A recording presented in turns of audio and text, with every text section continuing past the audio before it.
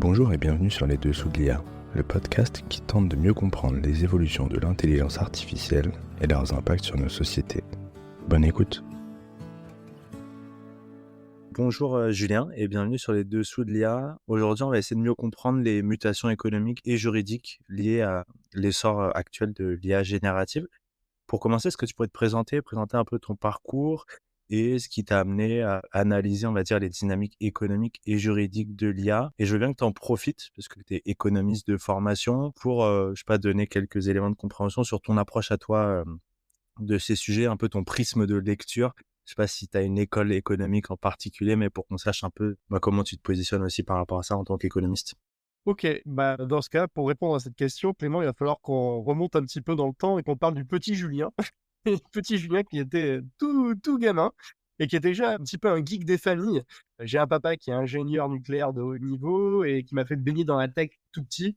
À 5 ans, j'avais déjà ma chambre à avoir avec mon écran de télé à une époque où l'écran de télé, c'était pas aussi courant qu'aujourd'hui. Avec mes consoles de jeu, j'avais mon ordinateur, un Amiga à l'époque. Donc, sincèrement, j'ai baigné dans la tech. Je faisais partie de ces gamins qui, avec son papa, aimaient, par exemple, démonter des téléphones fixes pour voir un petit peu comment tout ça fonctionnait.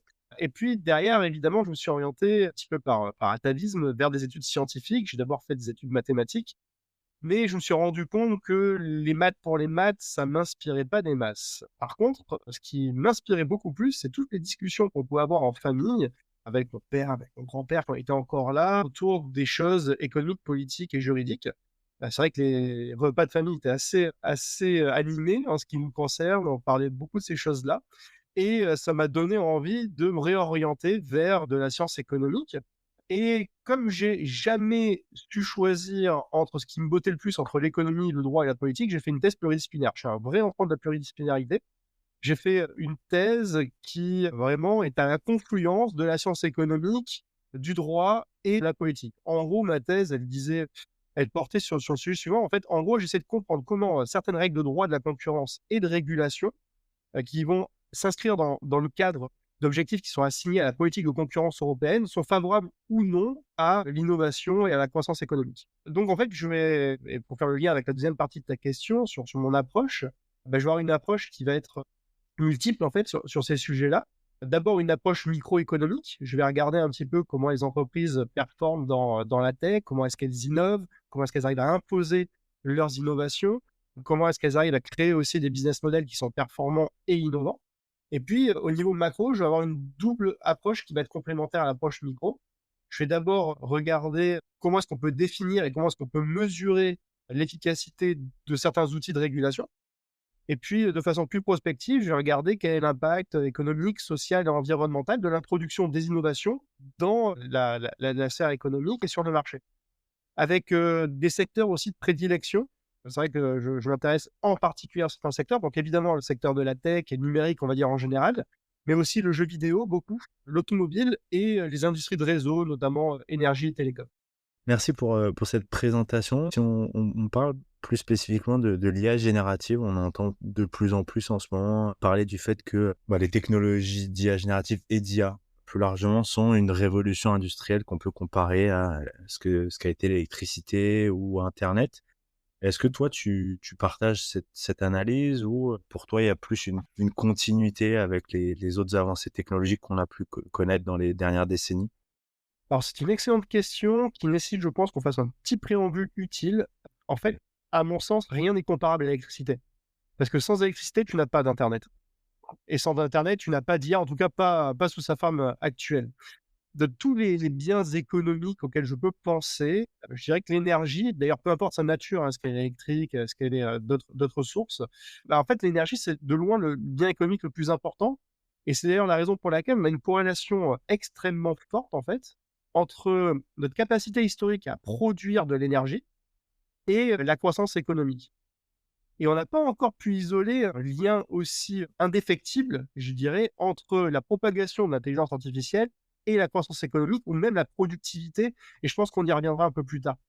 Une fois qu'on a dit ça, une fois que ce préambule, qui à mon sens était extrêmement utile, est refermé, je crois qu'il y a des aspects de rupture et des aspects de continuité lorsqu'on parle de l'intelligence artificielle.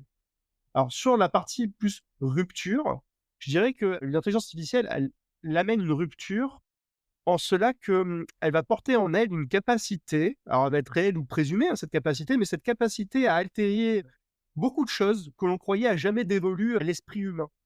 Je pense notamment à la capacité à prendre des décisions sur une logique programmatique, comme on le voit par exemple en fast trading où, les intelligences artificielles ont carrément remplacé beaucoup de traders, en fait. Je pense aussi à la capacité que peuvent avoir les intelligences artificielles à créer des choses sans vraiment avoir conscience qu'elles sont en train de créer certaines choses en matière d'image, de son, de code, ce genre de choses. Ou je peux penser aussi peut-être à la faculté de synthétiser du savoir et je n'ai pas dit de raisonner, hein, qu'on s'entende bien, hein, parce que le raisonnement reste aujourd'hui encore l'apanage du cerveau humain, mais en tout cas à synthétiser du savoir de façon extrêmement, rapide et efficace.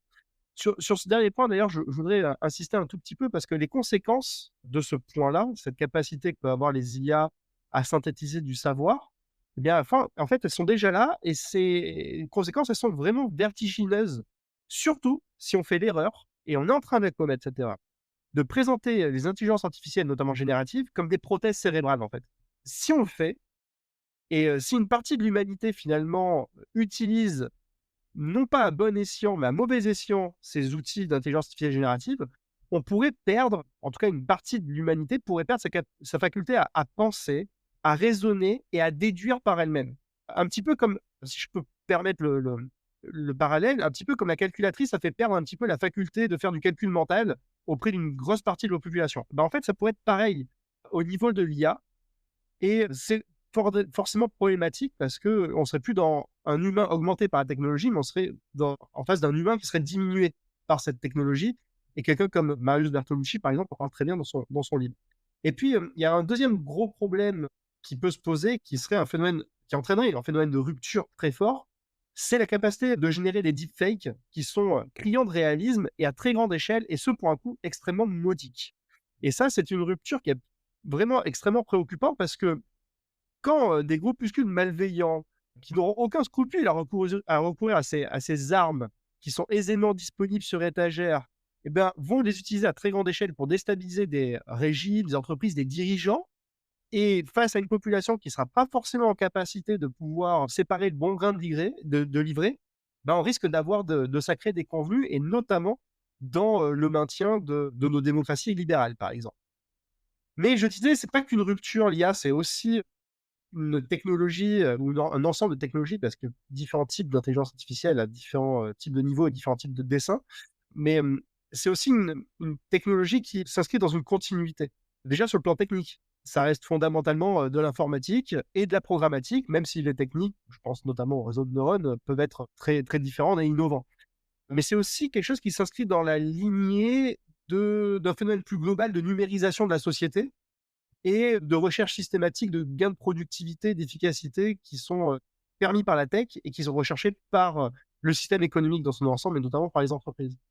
Et puis, le dernier élément qui me vient à l'esprit, qui me laisse à penser que c'est pas forcément une rupture parfaite, c'est que normalement dans les ruptures parfaites, les ruptures sont sur le plan, de l'innovation, sur le plan économique, sont souvent portées par des nouvelles entreprises. Or là, les champions de l'IA qui semblent se dessiner, que ce soit sur la partie infrastructure ou sur la partie logicielle, sont plutôt des géants de la tech qui sont déjà bien établis.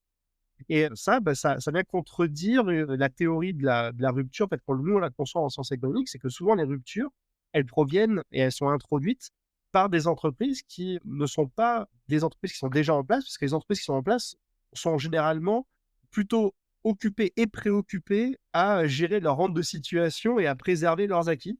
Et les ruptures sont souvent amenées par des entreprises qui sont des outsiders totales et qui ont pas grand-chose à perdre, sinon à trouver, des solutions techniques, technologiques qui vont venir, redéfinir à la fois les marchés, mais également les entreprises qui sont les champions de ces marchés-là. Le smartphone, par exemple, à l'époque où il a été une rupture, a été une rupture qui a été apportée par les entreprises qui n'étaient pas des entreprises historiques de la construction de téléphones mobiles, parce que ces entreprises nouvelles, elles maîtrisaient des savoir-faire et des compétences, notamment en matière d'industrie de semi-conducteurs, et évidemment, des compétences en matière logicielle et informatique et programmatique que n'avaient pas les grands, acteurs de l'époque, de la téléphonie numérique, pour être, Nokia, Motorola, Sony Ericsson, BlackBerry et les autres. Et lorsque la rupture s'est opérée, bah, on a vu très rapidement un changement de standard technologique qui s'est accompagné aussi par un changement de leadership sur le marché, avec des nouveaux acteurs comme Samsung, comme Apple, comme Google sur la partie logicielle, qui étaient absents du marché et qui ont pris des positions absolument dominantes sur le nouveau standard. Donc voilà, des éléments de rupture, mais aussi des éléments de continuité. Il y a un point que tu as évoqué sur lequel j'aimerais bien revenir, c'est de la question de la productivité, que c'est un des arguments phares pour le développement de l'IA, l'acceptabilité de l'IA, notamment dans les entreprises. Et en tant qu'économiste, il y a un paradoxe que tu connais forcément, celui de Solow, où il disait, bah, on voit des ordinateurs partout, sauf dans les statistiques de la productivité. Et on peut être tenté aujourd'hui de se dire, bah, en fait, est-ce qu'il n'y aurait pas un paradoxe de Solow de l'IA? Que je me suis amusé à regarder, alors la productivité totale des facteurs, qui est une des façons de mesurer la productivité aux États-Unis. Et si on regarde sur les 10 dernières années, globalement, on a une hausse très, très faible de cette productivité, voire parfois une diminution. Et donc, on ne voit pas d'impact révolutionnaire des technologies d'IA et de l'IA générative ces dernières années. Est-ce que c'est trop tôt pour voir un impact? Il faut attendre. Est-ce qu'on n'a pas les bons indicateurs ou est-ce qu'il y a juste pas d'impact en fait sur la productivité? Enfin, c'est quoi ton regard par rapport à ça?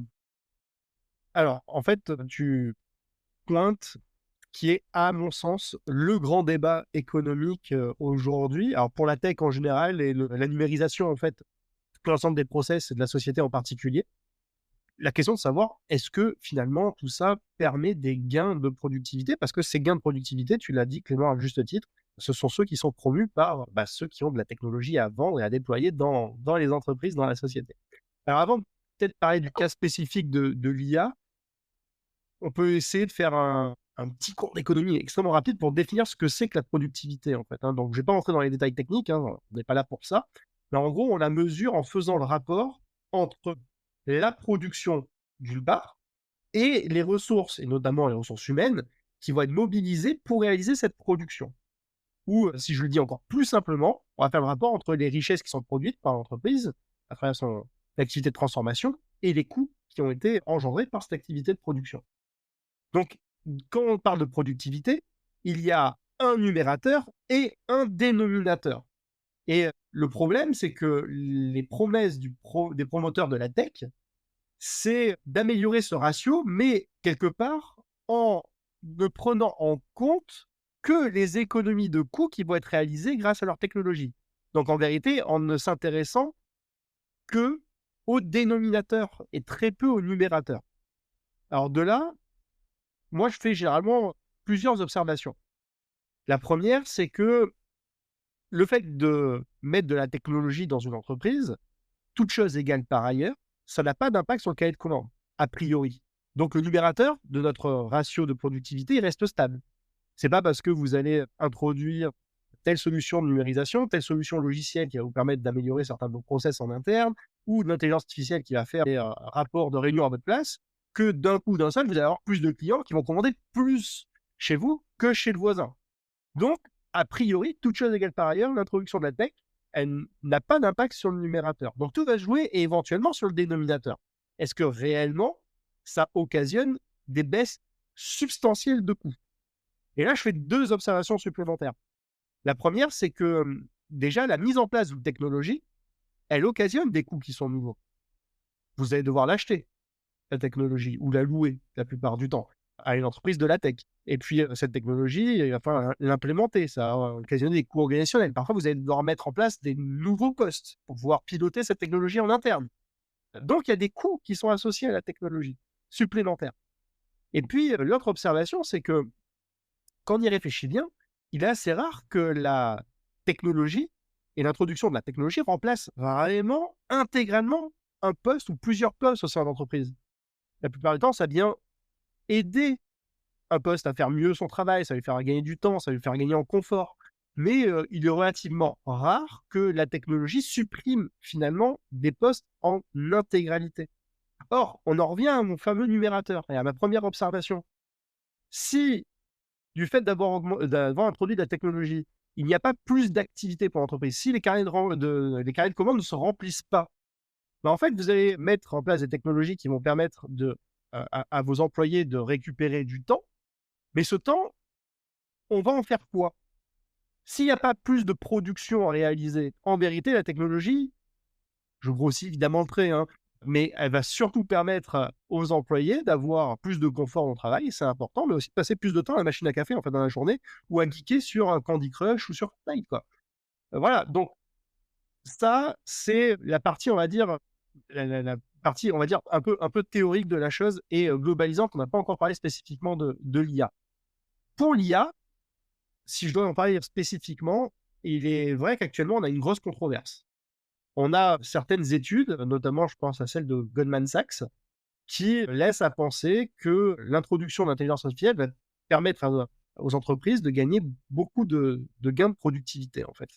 Les études de Goldman Sachs, par exemple, moi je me réfère toujours à celle qui est aujourd'hui souvent brandie comme référence par beaucoup de promoteurs de la tech et de l'IA en particulier, c'est celle de 2023. Et dans cette étude, Goldman Sachs promet des gains de productivité à hauteur d'un peu plus de 9%, c'est 9,2%, et une contribution de 6,1 points à la croissance américaine pour la décennie qui s'ouvre, c'est-à-dire jusqu'en 2033. Donc c'est super alléchant. Quand vous dites aux entreprises: «Mettez de l'IA dans vos process de production, vous allez gagner jusqu'à 9,2% de gain de productivité et ça, c'est une moyenne.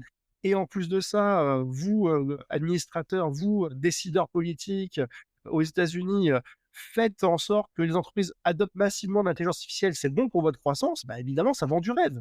Mais dans le même temps, on a le monde académique qui n'est pas vraiment raccord avec les prévisions de Goldman Sachs.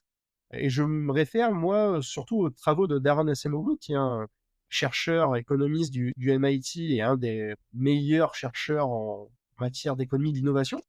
Et lui, il a fait un modèle qui ne converge pas du tout vers ces conclusions-là. Son modèle, il prédit plutôt des gains de productivité entre 0,5 et 0,6%. Je crois que c'est 0,56% exactement si ma mémoire est bonne, et une contribution à la croissance américaine qui serait limitée à 1 point sur le même horizon temporel de 10 ans, en fait. Donc, on a d'un côté des promesses commerciales qui sont probablement un peu gonflées.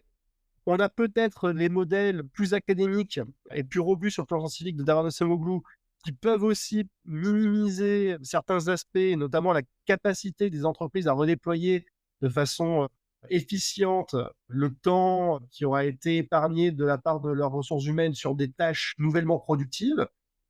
Donc, probablement que la réalité, et le temps nous le dira, se situera un petit peu entre les deux, mais il ne faut pas non plus fantasmer les gains de productivité aujourd'hui qui sont brandis par les géants de la tech en matière d'IA et encore moins en matière d'IA générative.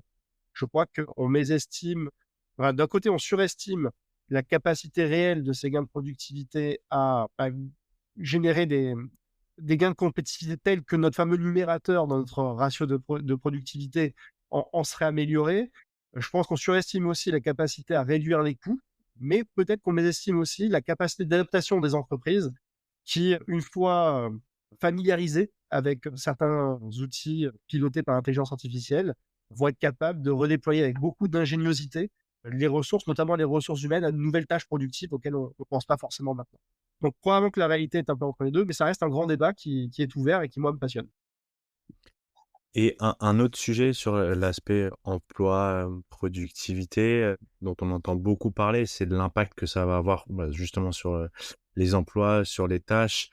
On entend beaucoup dire que, bah, l'IA va permettre de supprimer les tâches rébarbatives, répétitives, de se focaliser sur, là où on a de la valeur ajoutée. Enfin, en tout cas, c'est l'argumentaire qu'on entend souvent.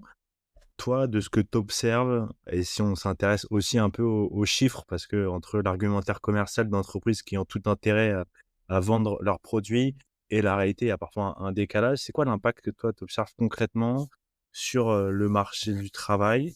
Est-ce que c'est en train de détruire des emplois, de les déplacer, d'en créer d'autres, un peu de tout à la fois? Je sais que c'est assez récent, l'IA générative, donc on manque un petit peu de recul, mais j'imagine qu'on a quand même déjà des premières pistes de réponses par rapport à ça. Non, enfin, rien de robuste sur le plan scientifique, en tout cas pas à ma connaissance. C'est beaucoup trop tôt, on n'a pas suffisamment de recul, tu l'as dit, Clément. Et du reste, on va trouver de tout, en fait. On va trouver des cas pratico-pratiques où l'IA s'est substituée à certains emplois, mais on n'a pas encore de retour sur l'expérience pour savoir si c'était une bonne chose ou pas. On a des cas où l'IA vient seconder des tâches existantes sans les remplacer. Et puis, on a d'autres cas où où l'intelligence artificielle n'a aucun impact sur certains métiers, et notamment des métiers qui sont extrêmement manuels aujourd'hui, quoi. Non, en fait, je crois qu'il faut qu'on prenne un peu de hauteur et un peu de recul vis-à-vis de tout ça. Moi qui m'intéresse beaucoup à l'impact de l'innovation sur les grands agrégats économiques, notamment sur l'emploi, je crois qu'il y a un grand fantasme du grand remplacement de l'humain par la tech. D'ailleurs, un fantasme qui est pas récent, hein, il a toujours existé. Un film comme Terminator, par exemple, qui date début des années 80, on parlait déjà. C'était un petit peu ça en toile de fond. Le message que voulait passer James Cameron, c'est le côté on va tous se faire remplacer par des robots. Bon, bah, les IA ont remplacé les robots, mais c'est un peu la même chose. Non, mais en fait, cette observation, jusqu'à présent, elle ne tient pas. Elle ne tient pas parce que si on regarde au niveau macro, sincèrement, regardons les choses de façon abrupte, hein, mais on n'a jamais été aussi nombreux sur Terre. La technologie n'a jamais été aussi abondante et aussi partagée, disponible sur étagère et à un coût extrêmement modique. Il n'y a jamais eu aussi peu de chômage. Donc ça veut bien dire que pour l'instant, au niveau macro, la technologie, elle a pu détruire certains emplois, mais le bilan global de la technologie, c'est plutôt de dire qu'elle a contribué à en créer davantage que ce qu'elle en a détruit. Maintenant, au niveau micro, il y a un exemple que j'aime bien brandir souvent en conférence, c'est l'exemple de l'aviation. Je sais, bah, vu que j'ai parlé de Terminator tout à l'heure, je vais rester dans les vieux films du début des années 80, Airplane, donc y a-t-il un pilote dans l'avion? Enfin, y a-t-il un pilote dans l'avion? Il y avait déjà une scène dans laquelle on avait un espèce de ballon de baudruche qui remplaçait, qui remplaçait le pilote qui était tombé dans les vapes pour piloter l'avion, et quelque part, ce ballon de baudruche symbolisait le pilotage automatique. Le pilotage automatique des avions, on travaille dessus depuis plusieurs décennies, en fait. Et en vérité, aujourd'hui, on a des techniques de pilotage automatique d'avion qui sont extrêmement robustes, qui sont capables de piloter l'avion, mais qui, en plus de ça, sont capables de faire des manœuvres d'urgence et même de les faire atterrir, de les faire décoller. Donc, pourquoi est-ce qu'on n'a pas supprimé les pilotes dans l'avion? Bah, pour plein de raisons, en fait. Pour plein de raisons. La première, et c'est la principale, c'est que le droit ne le permet pas. Donc, le droit, il nous dit, bah, sur les vols courts et courriers, il faut au moins 2 personnes en état de piloter dans un avion. Et puis, dans les vols long courriers, il faut au moins 3 personnes en capacité de piloter dans un avion. Les compagnies aériennes ou les constructeurs d'avions pourraient être éventuellement intéressés, surtout les compagnies aériennes d'ailleurs, pour se décharger de gros salaires, de réduire peut-être, pourquoi pas à néant, le nombre de pilotes dans un avion, attendu que maintenant on a une technologie qui pourrait se substituer aux pilotes. Mais ça ne veut pas dire que commercialement ça marcherait. Je suis pas convaincu il y aurait, dans un premier temps en tout cas, beaucoup de candidats pour faire un Paris-New York dans un avion 100% piloté par une intelligence artificielle. Donc au-delà du droit, il y a aussi parfois des réalités commerciales qui peuvent rappeler que c'est pas parce que c'est technologiquement possible que c'est socialement acceptable, socialement accepté, et donc il y a un marché pour cela. Et puis, dans le même temps, alors que ça fait des années et des années maintenant qu'on a des technologies qui permettent de piloter de façon assez vraiment forte des avions, bah en fait, on n'a jamais eu autant de pilotes. Pourquoi? Parce qu'en vérité, le trafic aérien eut tendance à doubler tous les 15 ans. Donc, sur les 30 dernières années, on a un trafic aérien qui a été multiplié par 8. Et bien, un trafic aérien qui est multiplié par 8 parce qu'il y a des besoins à satisfaire en matière de transport de voyageurs par voie aérienne, bah, ça fait que dans un monde où on a une technologie qui pourrait permettre beaucoup d'avions de voler sans pilote ou avec moins de pilotes, eh bien, le marché, aujourd'hui, n'a jamais compté autant de pilotes d'avions. Parce qu'il n'y a jamais eu autant d'avions en vol. Donc, l'impact de la technologie sur l'emploi, il n'est jamais direct, parce qu'il y a toujours d'autres dimensions, dimensions commerciales, dimensions stratégiques, dimensions juridiques et même des dimensions politiques qui vont faire que la technologie va être ou non en capacité de pouvoir remplacer certains métiers. D'ailleurs, c'est souvent, j'ai parlé de politique, et peut-être pour achever de répondre à cette question, je dirais que c'est souvent elle qui a le plus d'impact. Quand vous avez l'État français qui décide de relancer la filière nucléaire d'un coup d'un seul, on relance des projets de formation pour tout un tas de corps de métier dans le nucléaire, et notamment les soudeurs, par exemple, on parlait que de ça. Mais quand le gouvernement français décide de mettre à mort la filière thermique, bah, ça crée beaucoup de destruction d'emplois dans la filière diesel et essence. Donc, ne fantasmons pas l'impact de la technologie sur l'emploi et sur le travail, parce que c'est beaucoup plus complexe que ça et que souvent, ces impacts, ils sont multifactoriels. La technologie, elle permet des choses, mais il y a d'autres facteurs qui rentrent en ligne de compte. Tu as publié un article il y a pas très longtemps où tu parlais de cette question de la bulle potentielle autour de, l'intelligence artificielle et où tu disais que s'il y avait bulle, en tout cas, toi, tu la voyais pas forcément, éclater.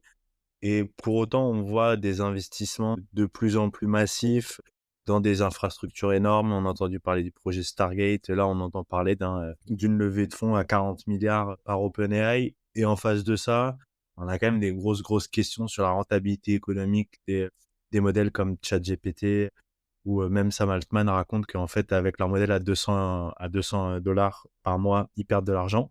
Est-ce que tu peux préciser un peu ton point de vue sur en quoi, selon toi, il y a une sorte de bulle? Pourquoi tu la vois pas éclater? Et peut-être à moyen ou long terme, c'est quoi les signaux un peu à suivre pour essayer de bien comprendre ce qui se passe? Alors, il y a 2 questions en une. La première, c'est: est-ce qu'il y a une bulle? Et la réponse est oui. Et est-ce que, le risque est important de la voir éclater? Là, je suis plus nuancé.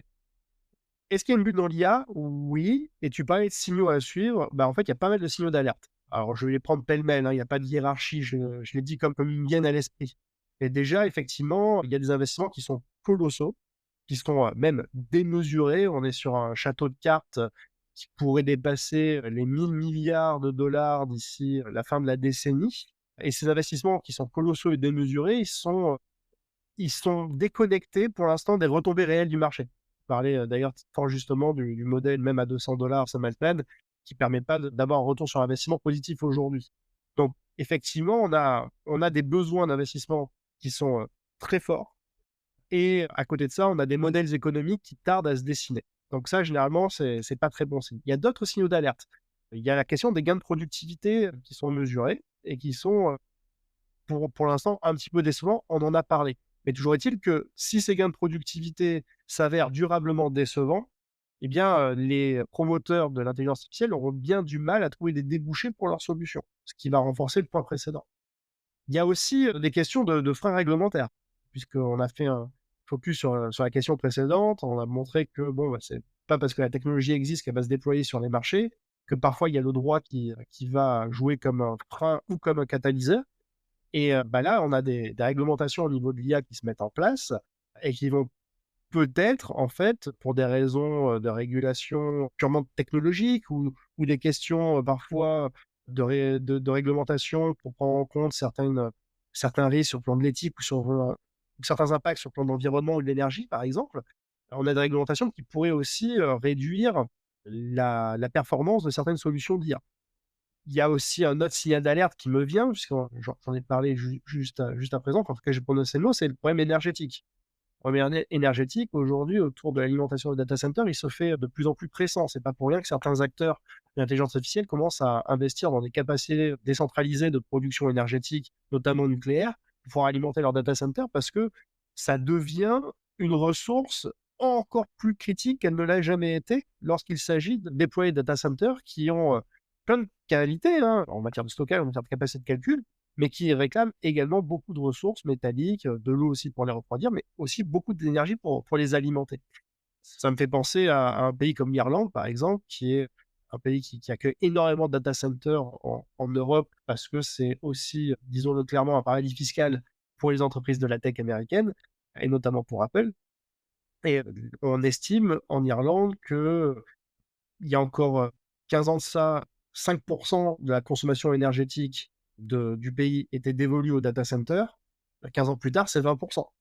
Donc, on comprend bien qu'à un moment donné, on pourrait être dans une situation où on ne produit plus suffisamment d'énergie pour pouvoir alimenter les data centers et tout ce qui a alimenté autour, notamment des écoles et des hôpitaux, par exemple. Donc, il y a des problèmes énergétiques qui peuvent se poser et qui pourraient augmenter encore un petit peu les coûts de fonctionnement de l'intelligence artificielle, et notamment des data centers sur lesquels elle s'appuie. Et puis, on a aussi des problèmes d'accès aux données. Voilà, ce que certains scientifiques appellent le modèle collapse, l'effondrement des modèles. Pour pouvoir alimenter les intelligences artificielles, notamment génératives, on a besoin toujours de nouvelles données. Et ces nouvelles données, en vérité, on les produit beaucoup moins vite, hein. La société, l'économie, produit beaucoup moins vite de nouvelles données que ce que les modèles, qui sont extrêmement voraces en données, en réclament. Donc, on trouve des artefacts pour pouvoir combler un peu les trous. Parfois, on contourne certaines réglementations pour avoir accès à des données auxquelles on ne devrait pas avoir accès. Ou parfois, on crée des artefacts purement technologiques où on permet à des intelligences artificielles de créer leurs propres données synthétiques, mais sans aucune forme de contrôle sur la qualité de la donnée qui aura été créée ainsi et sur laquelle ces intelligences artificielles vont s'auto-entraîner, en fait. Donc, certains scientifiques considèrent que c'est un risque systémique d'effondrement de la qualité des modèles à moyen long terme. Et puis le dernier élément qui me vient en tête, c'est DeepSeek, avec cette start-up chinoise qui laisse à penser qu'on est peut-être capable de faire des modèles basés sur d'autres types de technologies, Mixture of Experts par rapport aux modèles américains qui sont plutôt basés sur de l'architecture Transformers, qui sont quasiment aussi performants au niveau des résultats qu'on peut obtenir avec, mais qui sont énormément moins énergivores et consommateurs en ressources. On considère que DeepSeek, si tant est qu'on puisse prendre pour argent comptant les informations dont on dispose, mais bon, je me méfie toujours un petit peu de ces effets d'annonce. Mais bon, les chiffres qui circulent, c'est 90% d'empreinte énergétique en moins, ce qui est quand même assez colossal, et aussi beaucoup moins de temps d'entraînement et donc beaucoup moins d'énergie consommée à entraîner son intelligence artificielle. Et donc, quelque part, si DeepSeek devait faire beaucoup d'émules, il y a peut-être aussi des investisseurs qui se poseraient la question de savoir pourquoi est-ce qu'ils ont mis des milliards pour faire des méga data centers extrêmement énergivores quand on est capable de faire quasiment aussi bien pour beaucoup moins cher. Donc voilà, tout ça, ce sont des signaux d'alerte. Je pense ne pas en avoir oublié beaucoup. Mais par contre, il y a un gros mais, il y avait une deuxième partie de ta question, c'est que est-ce que la bulle risque d'éclater? Et c'est là que je suis beaucoup plus nuancé, parce que pour moi, il y a une très grosse force de rappel, en fait. C'est que tous ces investisseurs qui forment un gros club, en fait, ensemble, qui ont mis des milliards sur des entreprises d'intelligence artificielle, sur les GAFAM, etc., en fait, ils forment ce qu'on appelle en stratégie une communauté de destin. Ils sont tous ensemble, solidairement liés à la réussite de leurs investissements. Et donc, pour qu'il puisse y avoir un gros crash, en fait, pour que la bulle éclate très fortement, il faudrait qu'il y ait un nombre assez important de ces investisseurs qui, solidairement, sont price makers en plus sur le marché, se disent il est dans mon intérêt de désinvestir très rapidement de l'IA avant que les autres le fassent. Et ce faisant, il crée une prophétie quelque part autoréalisatrice, c'est-à-dire qu'en désinvestissant, il crée les conditions d'un éclatement de la bulle. Sauf que, comme ils sont dans cette même communauté de destin, et comme aujourd'hui, il n'y a pas beaucoup de choses sur le marché qui promet autant de croissance à moyen long terme que les entreprises de la tech, et notamment des entreprises de la tech qui sont orientées vers des solutions d'intelligence artificielle, il y a quand même très peu de chances que ces investisseurs décident tous quasiment au même moment de faire en sorte, en retirant leurs investissements, que ce château de cartes s'effondre. Je crois qu'ils sont solidairement liés et solidairement liés dans une réussite collective qui est que ces entreprises sur lesquelles ils ont mis des milliards, il faut qu'elles réussissent. Donc, on va les soutenir le plus longtemps possible. Et il y a peu d'intérêt désinvestir au risque de créer les conditions d'un crack qui, là, vu les montants en jeu, on parle de 1 000 milliards à la fin de la décennie, risque d'emporter un peu tout le monde. Donc, personne n'a vraiment envie de se retrouver avec une crise de subprime 10 qui serait aujourd'hui, ou même la crise du dot-com de 2001 bis, parce que ce sont des crises qui font vraiment beaucoup de dégâts à l'économie et qui généralement font des morts. Donc, voilà, je me dis que si cette bulle existe, et elle existe, il y a quand même des forces de rappel qui devraient faire en sorte qu'elle puisse se dégonfler, mais de là à éclater, c'est pas le scénario le plus probable à mon sens. Ce que tu décris, ça me fait quand même vachement penser à une pyramide de Ponzi où ça tient parce que tu continues à injecter de l'argent. Donc, ouais, tu vois, est-ce que à long terme, il peut y avoir un atterrissage en douceur ou typiquement sur, je sais pas, on a vu l'histoire Madoff où on avait vu que ça s'était pas bien terminé parce que une fois que tu arrêtes de mettre de l'argent dans la machine, pour X ou Y raison d'ailleurs, hein, ça, en général, ça atterrit pas en douceur, quoi. Non, effectivement, c'est pour ça qu'il faut être extrêmement vigilant et j'espère que les autorités des marchés financiers font bien leur travail parce qu'effectivement, il y a quand même des signaux d'alerte qui sont assez importants et on en est maintenant sur des niveaux d'investissement qui sont tels que s'il devait y avoir des investissements massifs, ça créerait une onde de choc qui se propagerait à l'ensemble de l'économie parce que la tech aujourd'hui, elle est de partout, quoi. Elle est de partout, elle est introduite partout, elle est déjà universelle de base. Et en plus de ça, les investissements aujourd'hui dans la tech, ils proviennent de partout dans le monde. Donc, on risquerait d'avoir des effets aussi systémiques que ceux qu'on a eu dans le cadre de la crise des subprimes, par exemple, où on s'est retrouvé avec des propagations qui étaient planétaires parce que finalement tous ces investissements étaient interconnectés les uns avec les autres et créaient en fait des effets de domino où les institutions tombant les unes après les autres finissent par emporter des institutions qui sont parfois éloignées d'un continent ou deux, quoi. Donc il faut effectivement faire extrêmement attention. Je n'ai pas vraiment de doute sur le fait qu'il puisse y avoir des formes de dégonflement de la bulle dans les prochaines années avec des investissements qui se feront avec un peu plus de parcimonie que sur les 3-4 dernières années où ça a été vraiment du n'importe quoi. C'est aussi parce que la base installée de data center et de capacité de calcul commence aussi à être peut-être suffisante pour réaliser certaines choses. Mais de là à ce qu'on en arrive à avoir un effet de désinvestissement si massif que la bulle éclate, ça, j'y crois un peu moins. Mais après, il peut y avoir des chocs exogènes qui peuvent pousser les investisseurs à faire ce genre de choses, à faire le choix de la liquidité immédiate, notamment une guerre planétaire. Voilà, on peut tout imaginer en fait.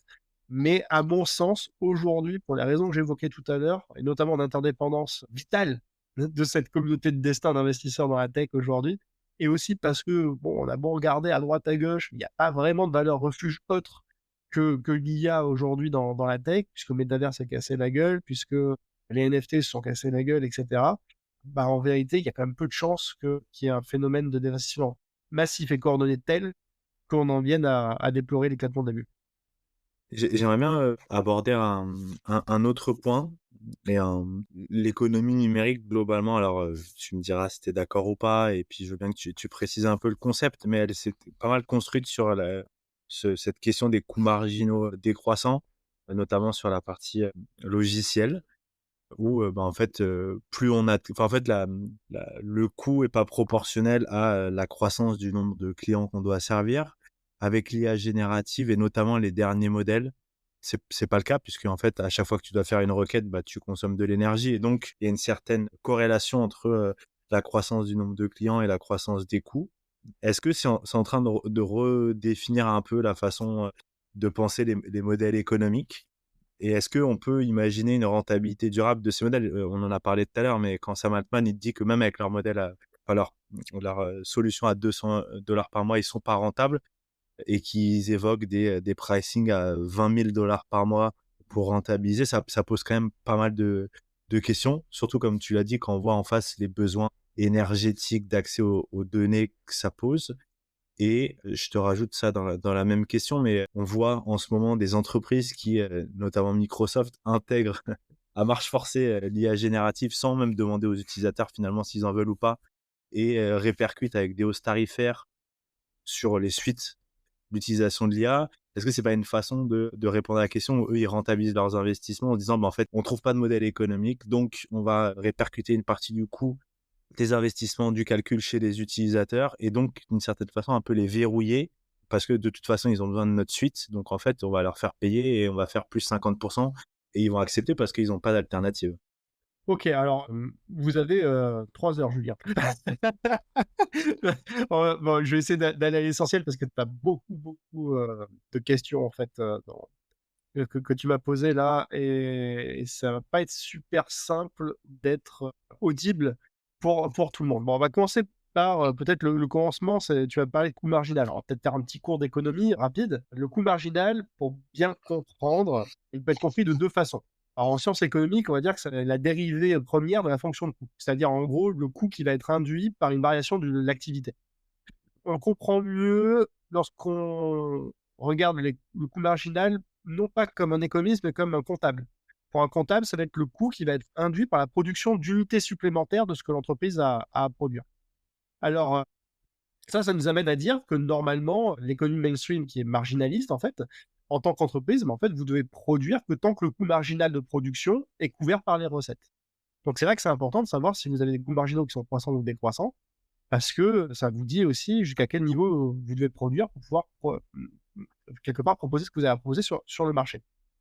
Le numérique, on l'a souvent présenté comme une économie à coût marginal décroissant. Pourquoi? Parce qu'en vrai, une fois que vous avez développé votre logiciel, lorsque vous avez développé votre application, lorsque vous avez absorbé l'essentiel des coûts fixes liés à ce développement, bah, derrière, vous avez du déploiement. Et ce déploiement, finalement, que vous le fassiez sur la base de quelques utilisateurs ou quelques milliers d'utilisateurs, ça va pas occasionner de très grosses différences. En gros, les coûts fixes de Facebook sont quasiment les mêmes que vous soyez 1 million ou 1 milliard d'utilisateurs. Le problème, c'est que ce qu'on dit là n'est pas tout à fait vrai. Parce qu'on oublie 2 choses, en fait. La première, c'est que le numérique, c'est pas uniquement de l'immatériel, c'est aussi du matériel. On a parlé notamment de data center tout à l'heure. Derrière le numérique, on parle de Netflix, qu'on parle de Facebook, qu'on parle d'OpenAI, il y a des data centers. Et les appels énergétiques dépendent aussi à la fois du nombre d'utilisateurs et de ce que font les utilisateurs très concrètement. Donc, les coûts sont de toute façon corrélés au volume d'activité des utilisateurs, au moins en partie. Donc, il n'y a pas que des coûts fixes. Et la deuxième erreur qu'on fait trop souvent, c'est qu'on ne regarde que l'entreprise pivot de l'écosystème. En oubliant que dans un écosystème numérique, qui ne peut fonctionner d'ailleurs qu'en écosystème, eh bien, en fait, on satellise très souvent les coûts marginaux sur l'extérieur de l'écosystème, ce qui nous amène à penser que finalement, l'entreprise, elle fonctionne quasiment qu'à coût fixe. Et c'est faux, c'est faux. Prenez Uber, par exemple. Uber le montre très bien. Chez Uber, on va dire, non, mais en vrai, regardez, une fois qu'on a nos coûts de gestion de l'application, le marketing, les data scientists qui travaillent sur l'analyse de données, etc. En gros, on est quasiment à coût fixe. Non, mais non, c'est pas vrai. À l'extérieur des frontières de vos entreprises, vous avez des chauffeurs qui, eux, ont des coûts qui sont croissants en fonction du nombre de kilomètres qu'ils vont parcourir et en nombre de courses qu'ils vont réaliser. Donc, on a satellisé en fait les coûts marginaux et on va présenter Uber comme une entreprise à coût fixe, alors qu'en vérité, il faut regarder l'écosystème dans son ensemble et les coûts marginaux sont là quand même, malgré tout. Donc, là, il y a un premier niveau de compréhension qui me semble absolument indispensable de marteler parce qu'il y a beaucoup, beaucoup de conneries, pardonne-moi l'expression Clément, mais qui ont été écrites sur le sujet. Ensuite, tu m'as parlé finalement des stratégies de certains opérateurs. Et je crois que tu as employé le terme de verrouillage. Parce qu'effectivement, on a des entreprises qui ont développé des solutions technologiques, des solutions logicielles, des solutions à base d'IA. Ça va coûter très cher. Et derrière, il faut rentabiliser les investissements en tant que faire ce feu, si on veut satisfaire à la fois les actionnaires, mais aussi pouvoir signer les chèques de salaire et des augmentations de salaire aux ressources humaines. Et donc, on a des gens de la tech qui sont plutôt adeptes des stratégies de verrouillage autour de systèmes propriétaires, en fait, ou d'écosystèmes propriétaires. Parce que, en fait, c'est ce qui va leur permettre, à ces acteurs-là, de capter durablement de la valeur, soit par la vente de logiciels, maintenant de plus en plus par abonnement, hein, c'est du software as a service, et la captation aussi massive de données, qui aujourd'hui rapporte beaucoup, beaucoup d'argent, en fait, l'exploitation des données qui sont captées. Et donc, vous avez tout à fait intérêt de mettre en place des mécanismes de verrouillage qui poussent les utilisateurs, une fois qu'ils ont mis le doigt dans votre écosystème, à y mettre le bras en entier. Et surtout, de le sceller très fortement, ce bras, pour que, en gros, il reste le plus longtemps possible. Parce que les données qu'il va générer par l'utilisation de votre écosystème, c'est non seulement des données que vous allez pouvoir exploiter et sur lesquelles vous allez pouvoir créer de la valeur, mais c'est aussi autant de données que les concurrents n'auront pas dans un monde où l'attention est limitée. Et donc, comment est-ce qu'ils s'y prennent très concrètement? En fait, ces acteurs, ces gens de la tech, ils vont avoir tendance à créer des packages, en fait. Hein, ils vont lier les différents services qu'ils proposent entre eux et ils vont faire payer à l'utilisateur, notamment professionnel, l'ensemble du package, y compris pour des services qui vont être finalement peu utilisés, voire pas du tout sollicités. Alors, est-ce que c'est mal? Est-ce que c'est bien? C'est pas à moi qu'il revient de le dire. Toujours est-il que si les entreprises ont tendance à mettre en place ce genre de stratégie, c'est aussi parce que c'est ce qui leur permet, on l'a dit tout à l'heure, déjà de recouvrer leurs investissements et puis derrière de pouvoir être extrêmement compétitives et extrêmement performantes sur le plan financier, de façon à pouvoir contenter un peu toutes leurs parties prenantes. Mais il y a quand même le droit. Et je ne suis pas qu'économiste, je ne suis pas qu'un économiste stratège, je suis aussi quelqu'un qui s'intéresse et qui est fermement défenseur, fervent en tout cas de démocratie libérale. Et nous, en Europe, mais c'est aussi un peu pareil aux États-Unis, bien que les modalités diffèrent un tout petit peu, mais on considère que lorsque ces stratégies qui sont mises en place par les très gros acteurs, qu'ils soient dans le numérique ou ailleurs d'ailleurs, lorsque ces stratégies, elles visent à créer des barrières artificielles à la sortie pour empêcher les entreprises ou les utilisateurs de migrer d'un système à un autre, par exemple. Lorsque ces stratégies, elles visent, par exemple, à empêcher l'éclosion d'offres concurrentes, eh bien, elles deviennent abusives et elles sont potentiellement sanctionnables au titre de l'article 102 du traité de fonctionnement de l'Union européenne. Hein, c'est un article qui prohibe les abus de position dominante, mais aussi les comportements qui visent à monopoliser les marchés. Et on peut ajouter à cet article 102 TFUE, on peut ajouter qu'au titre du DMA, le DMA, c'est un outil de régulation qui s'appelle Digital Markets Act, dont on s'est doté récemment en Europe.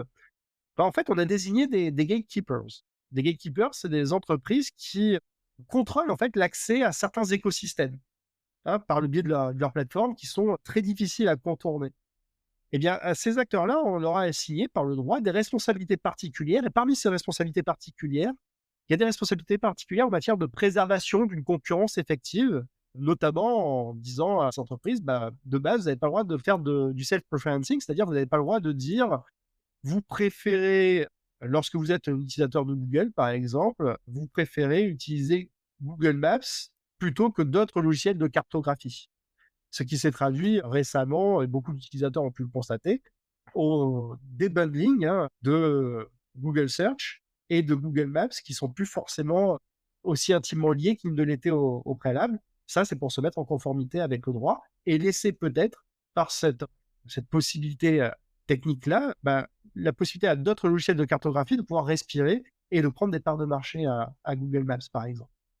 Donc, il est extrêmement important que par-delà les stratégies de marché qui se comprennent, qui s'entendent et qui sont parfois nécessaires pour pouvoir recouvrir des investissements qui sont vraiment, vraiment très, très forts, il, il est nécessaire en face de garder à l'esprit qu'il faut toujours préserver les conditions de concurrence effective pour que puissent exister des alternatives de marché, pour qu'on ne soit pas tous assujettis à n'utiliser qu'un type d'écosystème plutôt qu'un autre.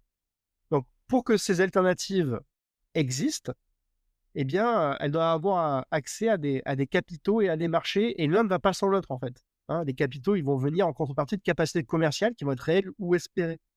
Et c'est là que le droit de la concurrence, c'est là que l'antitrust, c'est là que la régulation vont être indispensables, surtout dans des économies numériques où on a plutôt tendance, à cause des effets de réseau qui sont sous-jacents, à être extrêmement incité à utiliser des solutions qui sont utilisées par un maximum de personnes et qui finissent par devenir des solutions quasi monopolistiques, en fait. Mais ces alternatives, elles peuvent exister lorsque notre droit le permet, et dans le numérique encore plus qu'ailleurs, à cause de ces fameux effets de réseau. Mais pourvu, et c'est une condition qui est loin d'être faible, hein, pourvu que ce droit puisse s'activer avant que les jeux ne soient faits. C'est d'ailleurs pour ça qu'on a mis en place le DMA en Europe. Le DMA, c'est un outil de régulation ex ante, c'est-à-dire qu'on dit à des acteurs qui sont extrêmement dominants, ces fameux gatekeepers, il y a des choses que vous n'avez pas le droit de faire, de base.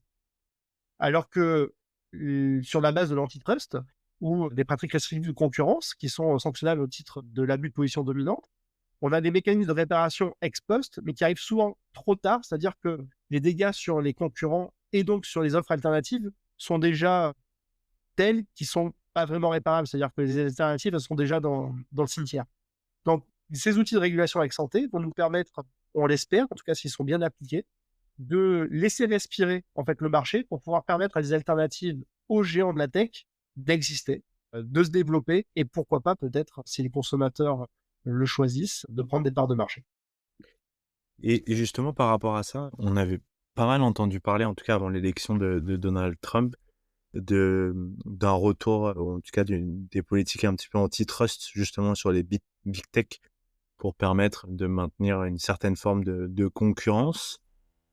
J'ai l'impression que le sujet est un peu moins présent aujourd'hui. Est-ce que c'est le cas et est-ce que tu t'imagines que, en tout cas sous la présidence de Trump, on va avoir des réflexions et des politiques antitrust où là, pour les 4 ans qui viennent, il se passera rien et on va assister à une certaine concentration encore plus forte des pouvoirs et de la capacité à faire autour de l'IA en particulier? En fait, il y a déjà en partie répondu, mais je vais rajouter 2-3 petites choses quand même, parce que la question dépasse la réponse que j'ai faite précédemment. D'abord, peut-être un petit rappel. La souveraineté, elle se définit aussi et surtout comme la capacité que peut avoir un pays ou une zone économique à imposer ses règles et donc à faire observer le droit applicable. D'accord? Ça, c'est le rappel de base. L'antitrust et la régulation, ça ne devrait être qu'une affaire juridico-économique. En gros, tu respectes le droit ou tu le respectes pas. En gros, on a pu démontrer par la mise en place de modèles économiques que tu causes un dommage à la concurrence, à la société, à l'ensemble de l'économie. Ce dommage, on est capable de l'apprécier, de l'estimer, de le mesurer grâce à des outils économiques et on va te condamner aux dépens. Mais dans les faits, c'est pas uniquement une affaire juridico-économique. Et là, personnellement, je le déplore un petit peu, mais c'est aussi une affaire politique. Alors, on comprend bien qu'aux États-Unis, l'élan qui a été donné par l'administration Biden, notamment avec la nomination de quelqu'un comme Lina Khan, Lina Khan qui était l'auteur d'une thèse qui était plutôt hostile à l'hégémonie des GAFAM, qui pouvait même appeler à leur démantèlement. Bon, quand sous l'administration de Biden, on a nommé des gens comme Lina Khan à la tête de certaines autorités de concurrence, bah, cet élan, il est un peu brisé avec Trump, parce que Trump, il a des penchants illibéraux, il a des penchants libertariens, et il est en plus, quelque part, conseillé par la tronçonneuse d'Elon Musk, quoi. Donc, on comprend bien qu'aux États-Unis, sur les 4 prochaines années, ça risque d'être extrêmement compliqué de discipliner par le biais de l'antitrust les acteurs, enfin les géants de l'économie, et notamment les géants du numérique. Par contre, côté Union européenne, nous, on ne devrait pas être éclaboussés d'une certaine façon par ce qui se passe de l'autre côté de l'Atlantique. Mais on a un autre problème, nous, c'est que nous, on s'est mis dans une situation de dépendance technologique extrêmement forte vis-à-vis des États-Unis. On s'y est mis tout seul comme des grands. On a eu besoin de personne, hein. En choisissant systématiquement des solutions américaines, en faisant la promotion, parce qu'en plus de ça, on ne va pas se mentir, ce sont des solutions qui sont performantes, qui sont extrêmement utiles au quotidien, en matière de productivité, en matière d'internet, en matière de plein de choses, en matière d'information. Donc, effectivement, on s'est mis quelque part dans une situation de dépendance telle que moi, je n'hésite pas, et je suis pas le seul à le faire d'ailleurs, à employer le terme de vassalisation d'une certaine façon. On est devenu une espèce de colonie numérique américaine parce que finalement, il est bien loin le temps où on avait des ambitions extrêmement fortes en la matière, comme on a pu l'avoir en France par exemple avec le Minitel. Le Minitel, c'est quand même une, une invention française qui, de A à Z, est entièrement souveraine. Je veux dire, il n'y avait que du savoir-faire, de l'ingénierie, de la technologie française derrière le Minitel. Bon, bah, ce temps-là est complètement révolu. On est devenu en fait, des clients quasi exclusifs de solutions technologiques américaines. Et ça pose beaucoup, beaucoup de problèmes, notamment dans des secteurs aussi stratégiques, la défense ou l'énergie, par exemple. Et surtout, ça nous pose un problème. Je disais, l'application de la régulation ou de l'antitrust a aussi une dimension politique. Et ça nous met dans un rapport de force défavorable, en fait, dans la capacité de pouvoir faire observer notre souveraineté par l'application du droit. Pourquoi? Parce qu'en vérité, bah, déjà, la plupart de nos entreprises utilisent des solutions des GAFAM, donc interdire les solutions des GAFAM, c'est mettre en difficulté nos entreprises. Et puis, interdire certains services comme X, parce qu'ils ne seraient pas en conformité avec le Digital Services Act, par exemple, c'est aussi dire à Elon Musk, bon, bah, en fait, on veut bien tes usines, tes gigafactories de batteries, on veut bien ton réseau Starlink qui aujourd'hui nous rend quand même de grands services sur la ligne de front russo-ukrainienne, mais on te fait un doigt d'honneur sur le digital, enfin, sur X. C'est extrêmement compliqué, en fait. C'est extrêmement compliqué parce qu'en vérité, il y a des choses, enfin, il y a des moments où on n'est plus tout à fait maître de notre destin. Parce qu'on s'est mis dans une situation d'ultra-dépendance. Il y a d'autres exemples qui me viennent en tête, qui me rendent assez pessimiste en fait en la matière. Notamment ce qui s'est passé pendant toujours pareil, le conflit russo-ukrainien, où d'un coup d'un seul, on n'a plus accès au gaz russe dont sont extrêmement dépendants beaucoup, beaucoup de pays européens et notamment l'Allemagne.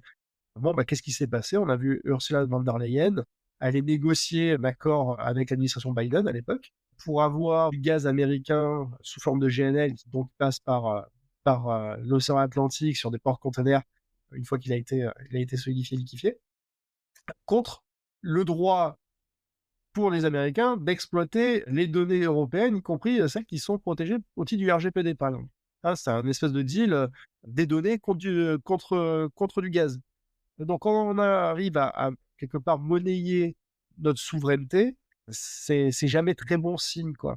Et voilà, c'est dans le même ordre d'esprit qu'on peut déplorer le fait que, malgré des lois, en plus, qui devraient normalement s'appliquer et interdire ce genre de choses, là, on a Polytechnique ou le ministère de l'Enseignement supérieur et de la Recherche qui récemment, ça tout juste une semaine, où on se parle, ont annoncé confier leurs données à Microsoft.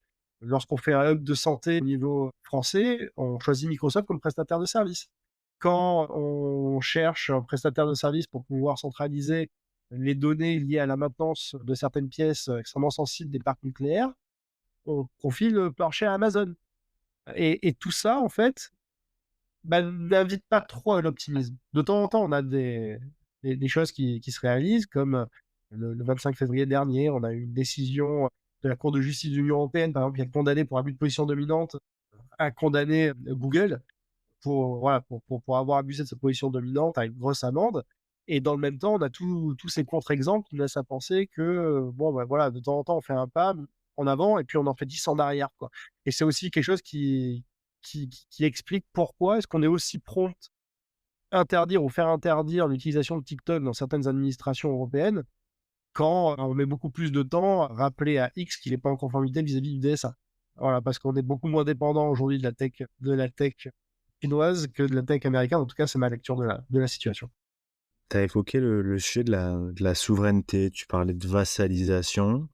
Selon toi, quels sont un peu les leviers dont on dispose, juridiques, économiques, technologiques pour, essayer d'augmenter un petit peu cette autonomie, technologique? Est-ce que tu penses que on peut jouer un rôle important tu vois, tu parlais de Polytechnique qui décide d'aller sur le cloud Microsoft, alors même que, la question de la souveraineté, technologique, elle est de plus en plus débattue et qu'ils peuvent pas ne pas savoir qu'il y a des sujets. Donc j'imagine qu'ils ont pris une décision que eux jugeaient rationnelle et donc il y avait des arguments peut-être qu'ils avaient pas de solution qui permettait de faire ce qu'ils faisaient ou qu'il y avait des incentives économiques ou que c'était juste la solution la plus facile ou en tout cas, il y avait des raisons rationnelles qui font qu'ils ont choisi ça alors même que, à moyen ou long terme, en fait, ils se rendent dépendants d'une technologie, alors même que, les États-Unis, ils nous considèrent de plus en plus comme des rivaux. Est-ce que tu penses que voilà, on a une voie à dessiner et si oui, quelle peut être la place tu parlais d'open source tout à l'heure, de l'open source là-dedans? Moi, je crois que l'Europe a tout à fait les atouts pour inverser la vapeur.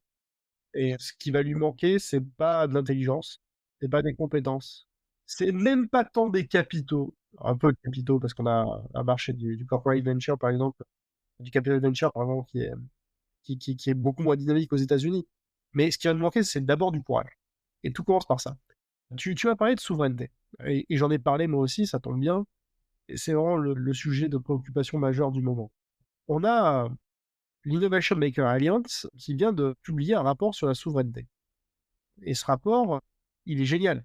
Il est génial, il met en avant tout un tas de choses que l'Europe et ou la France pourraient mettre en place pour renforcer sa souveraineté sur le plan numérique. C'est bien, c'est vraiment super. Mais en vérité, on sait quoi faire. Je veux dire, ce rapport, ce n'est que le dernier rapport en date d'une longue, longue liste de rapports qui ont pu être réalisés, que ce soit par la sphère académique, la sphère des think tanks, l'administration aussi qui produit des rapports sur la façon dont on peut éventuellement renforcer la souveraineté européenne ou française. On sait quoi faire en fait. On sait qu'il faut utiliser l'open source autant que possible et éviter de s'enfermer dans des modèles propriétaires dont les promoteurs sont extrêmement propices au verrouillage derrière pour les raisons qu'on a évoquées plus tôt. On sait qu'il faut favoriser des centres de données et des entreprises dont l'emprise juridique est française ou à défaut européenne, parce que c'est la seule chose qui permette de s'assurer qu'on pourra faire respecter le RGPD et qu'en cas de non-conformité au RGPD, on pourra sanctionner les choses de façon rapide. et efficace. On sait que dans la commande publique, c'est bien d'avoir une dose de préférence nationale ou européenne. On sait qu'on peut faire du protectionnisme intelligent, notamment en mettant en place certaines normes qui favorisent les acteurs locaux plutôt que des acteurs étrangers, notamment sur la partie énergétique, pourquoi pas. On sait qu'on peut aussi faire des subventions qui soient stratégiques et qui permettent de favoriser l'établissement de standards futurs, par exemple, dont on sait que les acteurs européens sont dans la course en matière d'innovation, plutôt que de favoriser des standards sur lesquels on est pas en retard, on est extrêmement en retard vis-à-vis des Chinois ou des Américains. Bref, on connaît les recettes du succès, en fait, et il reste à les faire appliquer. Et c'est là que ça devient compliqué. Parce que souvent, dans l'application, on se retrouve fracassé contre le mur de la réelle économie, de la réelle politique. On sait quoi faire, mais on ne sait pas comment le faire. Ou parfois, ce qui nous manque, c'est tout simplement du courage. Et ça, c'est vraiment l'ingrédient majeur. Pour avoir du courage, il faut avoir le courage déjà de s'opposer à des acteurs qui sont peut-être des alliés, peut-être un peu plus des adversaires aujourd'hui. En tout cas, les choses vont et viennent. Mais toujours est-il qu'avec les acteurs étrangers, il s'agit d'avoir surtout des jeux d'intérêt. Et ces jeux d'intérêt nécessitent de pouvoir exercer un rapport de force et, si possible, qu'il soit à notre avantage.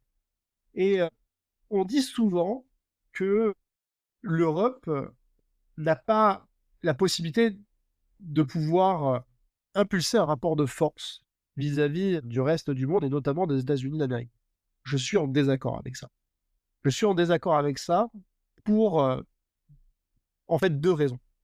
La première, c'est qu'il n'y a pas de marché plus intéressant que le marché européen aujourd'hui. C'est un marché de 400-450 millions de personnes et ces personnes ont plutôt haut taux de connectivité et plutôt avec des niveaux de revenus qui en font des acteurs extrêmement solvables. Donc ce marché-là, en vérité, il est faux de dire que demain, Google, Microsoft ou X pourraient s'en passer de façon indolente. C'est pas vrai. Et autant on peut avoir peur que demain, sous l'impulsion de Donald Trump, un Google débranche ses services en Europe, ça nous mettrait dans une panade pas possible, évidemment, autant la réciproque est vraie aussi. Si on interdisait à Google de pouvoir distribuer ses services en Europe, ça mettrait Google dans une grosse difficulté. Et la deuxième raison, c'est que les données des Européens, ce sont les plus qualitatives du monde. Et alors ça, c'est dû à plein de raisons, hein. Déjà parce qu'on a une qualité assez forte en Europe de classification des données. Nos données, voilà, on a un vrai savoir-faire en la matière.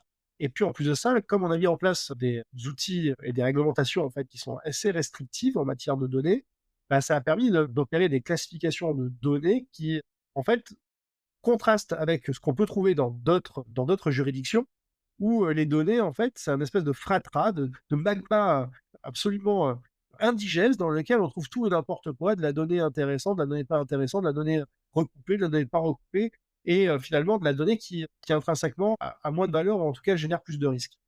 Donc, aujourd'hui, on a des acteurs, notamment américains, c'est ça dont on est en train de parler, qui, en fait, lorgnent de plus en plus vers les données européennes. Pourquoi? Parce qu'on en parlait tout à l'heure, mais il manque de données fraîches, données à manger à leurs intelligences artificielles dans une optique d'entraînement, d'une part. Puis parce que ces données européennes, elles ont énormément de valeur, en fait. Elles ont énormément de valeur parce qu'elles ont énormément de qualité, en fait. Et donc, ces acteurs américains, qui lorgnent de plus en plus sur les marchés européens pour avoir accès à nos données, pour alimenter leurs IA et leurs autres solutions technologiques, et pour pouvoir alimenter aussi leur business model, en fait, il faut leur rappeler que s'ils veulent continuer à faire du commerce avec nous, s'ils veulent continuer à pouvoir exploiter, dans les limites du droit applicable évidemment, les données des Européens, ça se fait à nos conditions. Et si on a ce courage-là, pour les 2 raisons que je viens d'évoquer, alors on arrivera à au moins regarder les Américains dans les yeux lorsqu'on négocie sur le plan commercial ou politique avec eux, y compris avec des gens comme Musk ou Donald Trump. Ça, j'en suis convaincu. Et si je n'étais pas convaincu de ça, en gros, je partirais en vacances de suite. En parlant de vacances, on arrive à la fin de l'épisode. J'ai une dernière question pour toi. Si on se projette à 10-20 ans, comment tu vois, toi, alors c'est pas tant pour faire de la prévision, mais c'est quoi un peu tes intuitions en termes d'impact économique de l'IA générative sur l'emploi, sur les modèles économiques? Est-ce que, on va aller vers un revenu universel que poussent certains acteurs de la Silicon Valley parce qu'on aura beaucoup d'emplois qui vont être remplacés par l'IA, la robotique? Est-ce qu'on va finalement atteindre la semaine de 15 heures dont parlait Keynes? Est-ce que ça va être complètement autre chose? Enfin, voilà, c'est quoi tes intuitions sur le sujet de l'impact du déploiement massif de l'IA générative sur l'emploi et sur l'économie? Bah, en fait, on a déjà un petit peu parlé, on a même pas mal débunké les fantasmes de l'impact de la tech sur l'emploi. Donc, peut-être pour être encore plus concret que je ne l'ai été tout à l'heure, prenons le cas de la France. Très, très bon cas d'école. En France, 90% du tissu entrepreneurial, c'est des PME. D'accord? Il faut garder ça en tête quand même, c'est extrêmement important. Donc, 90% du tissu entrepreneurial, c'est des PME et un peu plus de 50% de l'emploi, en fait. En France, c'est de la PME.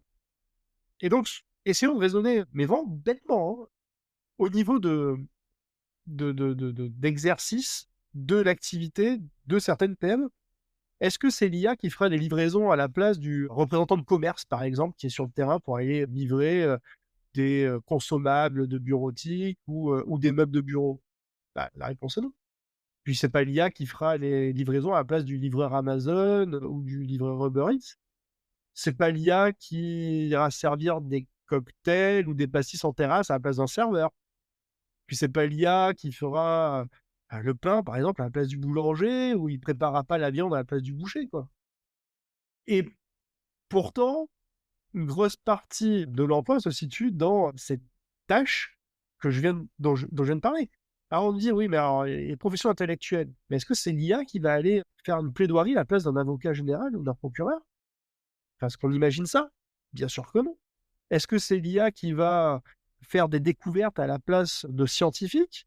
La réponse est non, elle va seconder les scientifiques, mais le rôle de la découverte, il reste éminemment un rôle de réflexion, de logico-déductif, ce genre de choses. C'est c'est pas l'IA qui fera la place des scientifiques. Pas plus que c'est l'IA qui formera les étudiants et les élèves à l'esprit critique. L'IA peut donner du savoir sur étagère, il n'y a aucun problème. Mais la capacité de raisonner, de penser et surtout de découvrir des choses, ça reste, à mon sens, et ça restera pendant très longtemps, l'apanage du cerveau humain. Donc en fait, il y a beaucoup de fantasmes qui sont, faits autour de l'IA qui, va remplacer tous les jobs et donc il faut absolument passer à se mettre de 15 heures ou voire même au revenu universel. Mais tout ça, c'est des fadaises, en fait. On en a parlé tout à l'heure. Ce qui a le plus d'impact sur l'emploi, c'est pas tant la technologie que les dynamiques de marché, que le droit ou les décisions politiques, en fait.